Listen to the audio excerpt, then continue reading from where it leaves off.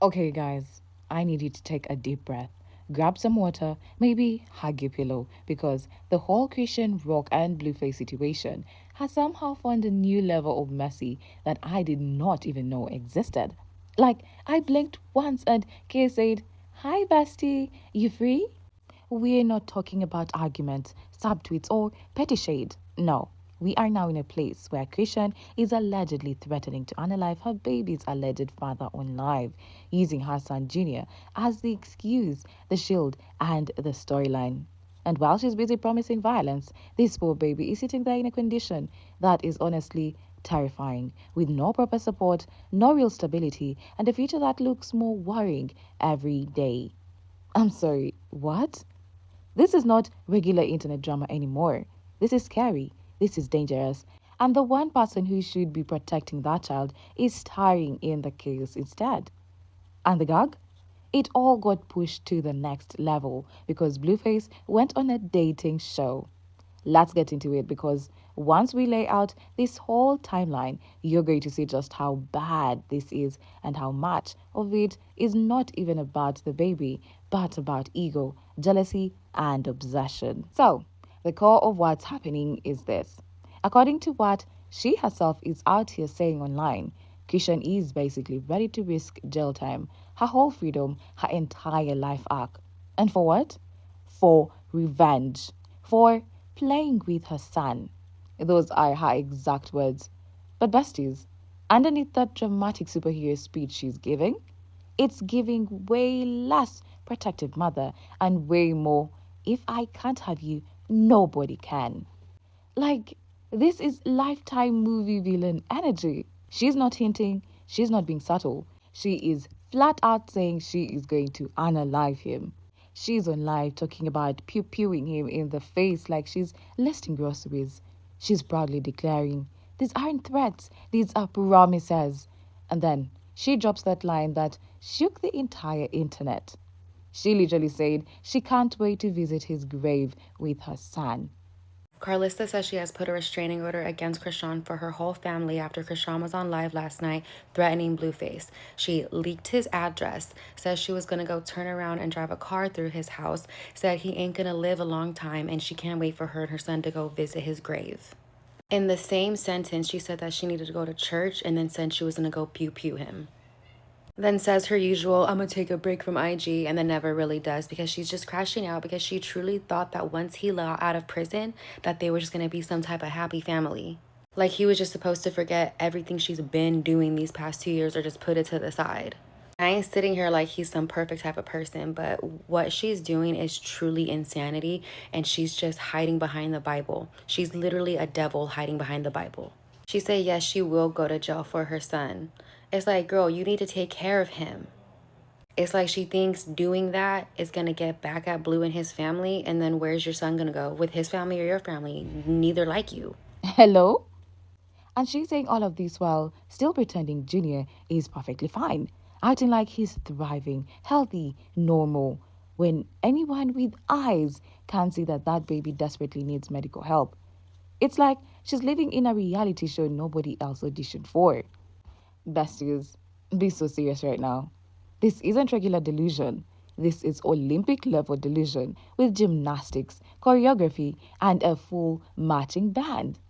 And if you think that sounded extreme, oh, love, brace yourselves because the next part is straight up disrespectful. Girl, I blinked and suddenly all of this started with something so predictable. Blueface went on a dating show. Now, on paper, that should not be shocking. He's single, he's messy, he lives for attention. Of course, he would join a dating show, but for Christian, that was the first big slap in the face. She has been clinging to this picture of them as a family. Her, Blue, and their son Junior. Like if she manifested it hard enough, it would come true. In her head, they were just one apology away from being a happy little family. So when she sees him on a whole dating show, flirting, laughing, moving on, yeah, her ego didn't just crack, it shattered. But it wasn't just the fact that he was there, it's what he said. On this show, Blue rejects a woman. He basically calls her unattractive and then adds that she looks like his son, Junior. Dang. What the hell? Wow. How old are you? I'm 20. Damn. Zodiac? I'm an Aquarius. Hey. That's what's up. Yeah. Same sign. Yeah, we be better friends, for sure. You young too. You're young Aquarius. You got a boyfriend? No. Are you lying? No. You got an ex-boyfriend? Yeah. He still loves you? No. The Aquarius in me knows better. But the Aquarius wants you to not do better. I'm gonna swipe left. You kind of look like my son.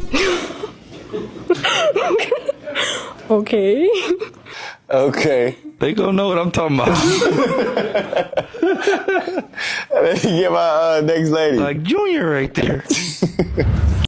And this wasn't some sweet, oh, you look like my baby compliment.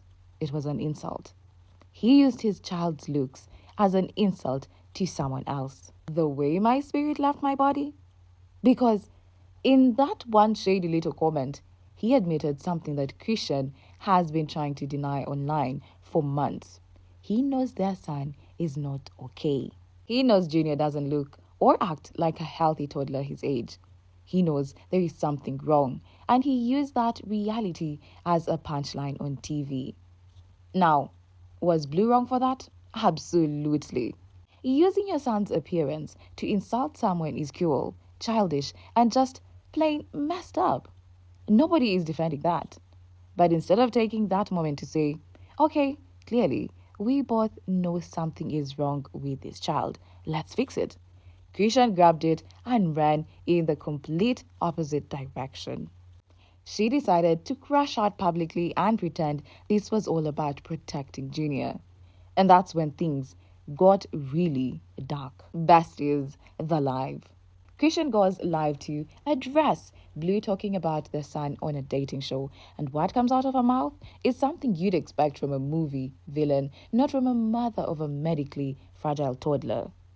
She starts off by saying she hasn't been talking about Blue because she doesn't want him and that she wants him to stop disrespecting her. But even as she's saying that, you can literally hear the bitterness. The jealousy is fighting through every word because if she really didn't care, we would not be here. She says Blue is about to lose his life for playing with her son. No hesitation, no filter, no awareness that she's saying this on her live stream. She claims she wanted them to get to common ground without him chasing her for attention, but according to her, that didn't work. In her mind, he still wants her attention. In reality, he looks like he's moved on and she's the one chasing his shadow. You straight checked her. Then to the next bitch in a different 20v1. Yeah. I don't know how much disrespect I'm gonna keep taking from his father. Be honest, bro. Real shit. I asked DDG and G Herbo for advice, cause that nigga about to lose his life. Keep playing with my son. Swear to God. And you're cyberbullying too. Swear to goodness. I don't want that nigga. What the fuck? The hell? I'm trying to figure out where could we come at a common ground without him disrespecting him just to get my attention. You get what I'm saying? That's it. I'm gonna fight back around and run a car through his house and shoot him in the face. Think about my kid, bro. That's my only son. Y'all pissing me the fuck off. Straight up. Then she takes it even further. She drops his address on live to thousands of people. She sits there and tells the world where this man lives. And then she starts talking about driving a car through his house. Like literally crashing a car into his home. And the funniest, but not funny part? She doesn't even have a car. Like, girl, whose vehicle are you volunteering for this crash mission? A rental? An Uber? Someone's Honda? She goes on and on about how people should have been warning Blue not to be talking about her son and how everyone who's letting him cyberbully her baby is basically helping him in the grave. She acts like the whole internet is cheering on this man's destruction. Then she says she's going to pew him in the face. No fear, no shame, no respect for the fact that she's literally confessing crimes on camera. I'm just being honest, bro. Because at the end of the day, how long you gonna keep cyberbullying your kid?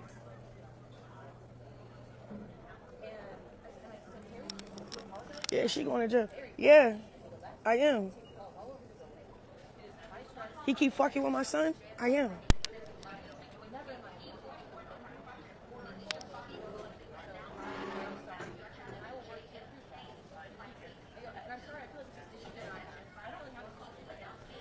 He keep fucking with my son. I am going to jail. Cause y'all think this shit funny, clicks and giggles, bro. Bet. It's cool. I'm gonna take a little break from Instagram. I'm gonna try to calm down. But keep fucking with my son, I'm gonna end up in jail. And then DDG, you his friend, bro. Why you not saying that to him? The way you love your kid and fight for your kid, why you not saying nothing? Y'all want to see this nigga in the grave. That's why. It's not a threat. It's a promise. Over my dead body, y'all not going to keep bullying my kid for clip views, bro.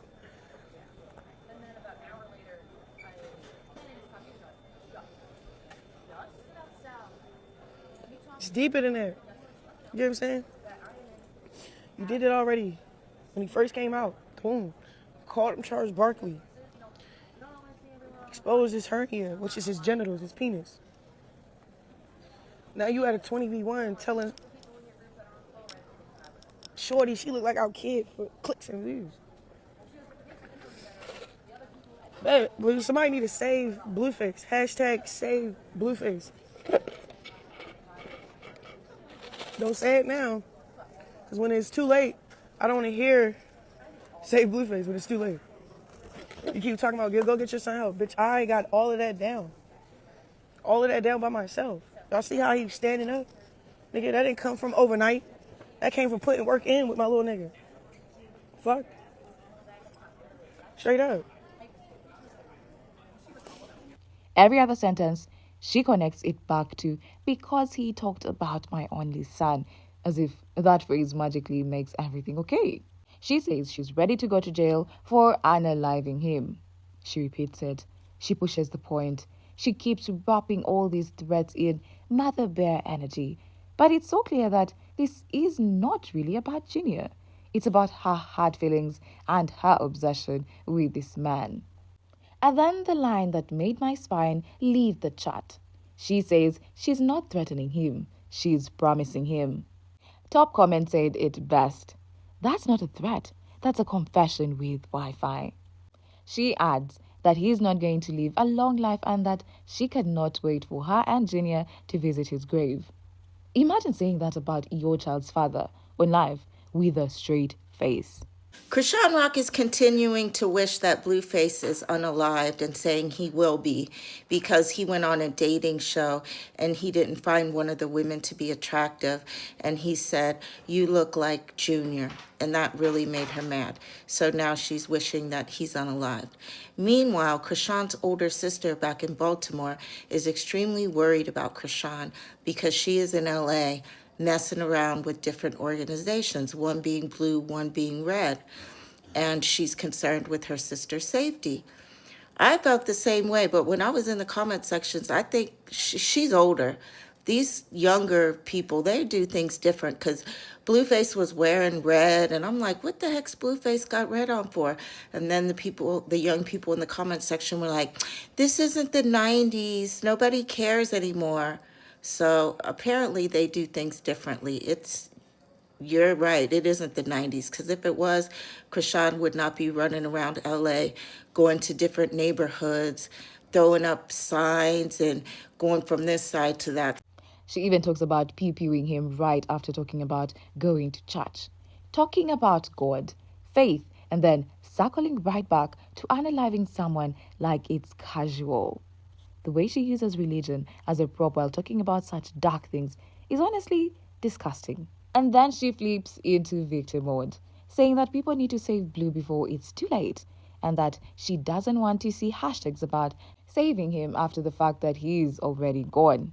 As if she isn't the one proudly saying she's going to be the reason he's gone.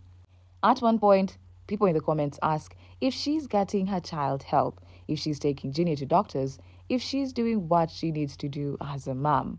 She brushes it off and says she has it in check.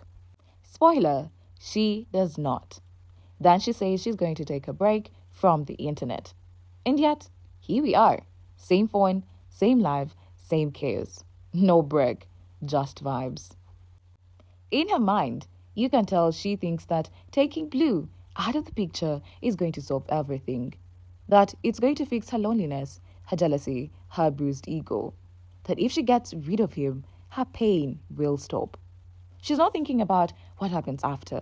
She's not thinking about courts, jail, consequences, or how this will destroy her son's life forever. She's thinking like a girl in a toxic love story, not like a mother to a disabled child. Because, let's be real, if she really went through with anything like what she's talking about, she would go to jail for a long time. That's not speculation. That's just the law. And if she's in jail, what happens to Junior? The same child she claims she's doing all this for would be left with no mother and support. Did she think any of this through? Or was she just trying to sound like a tough baddie online? Because right now, it looks like emotional impulsivity mixed with social media addiction. It's obvious she wanted to rebuild her little fantasy family with Blue and Junior, but the reality is that Blue looks done. He looks over it. He is moving on. And that reality wrapped her ego the wrong way so hard that she chose violence, literally. There is no way she went this hard just because he talked about Junior. If she cared about that boy this deeply, we would have already seen that in her actions long before this live. So the obvious question is, did Blue react to all of this? The answer, he didn't do much on the surface. But his mom, oh, she moved fast. Blue's mom, Carlisa, heard all of this, saw the lives, saw the death talk, saw the address leaks, and according to her, she took action. She says she put a restraining order on Chrisean. And not just her. She claims that everyone in Blue's family now has a restraining order on Chrisean too, because they see her as a real threat on their safety. And listen, we know Carlisa is very messy herself. She's inserted herself into their business a million times and loves to stir the pot. But on this one, we can admit she has a point. Carlisa says that instead of going around threatening people, Chrisean needs to seek the help she clearly needs and get her son the help he clearly needs. She says Chrisean should be focusing on being a good mother rather than trying so hard to make people hate Blue for something she did. Because here's the twist. Carlisa points out that yes, Blue talked about Junior's looks and condition on that show, but that doesn't mean he doesn't love his son. She says Blue has not denied his son as his own. He has been acknowledging Junior. He just spoke about what everyone can see. Meanwhile, Chrisean said much worse things about that baby long before he was even born. She's the one who openly talked about unaliving him while he was still in the womb. She's the one who allegedly used substances throughout the pregnancy, putting him in danger before he even took his first breath. So, Carlisa is basically saying, how is she now trying to act like a protective mama bear because someone commented on the child's condition when she was the one endangering the child from day one? And honestly, where is the lie? Carlisa says the real reason Chrisean is this mad is not because Blue talked about her son, but because his statements dragged her negligence into the spotlight and embarrassed her. And from what we've seen, that sounds very accurate. Okay, jokes aside, this is the part that really matters, and it's the hardest one to talk about. Junior is over 2 years old. At that age, most toddlers are running, climbing, talking, screaming, throwing tantrums, asking for snacks, doing all the little chaotic things that show their personality. But Junior? He is functioning more like an 8-month-old baby. He doesn't talk. He doesn't walk. He doesn't run. He doesn't crawl. He's almost always being carried like an infant. He only sits when someone helps support him. He does not react to loud noises or busy environments the way most kids do. People clap, shout, or music blasts, and he just stares or looks detached like nothing is reaching him. Some people even suspect that he might be blind or partially blind because the way his eyes look and how he doesn't seem to really follow the movement or respond to what he sees. If that is true, then he is not just physically delayed, he likely has serious neurological issues too.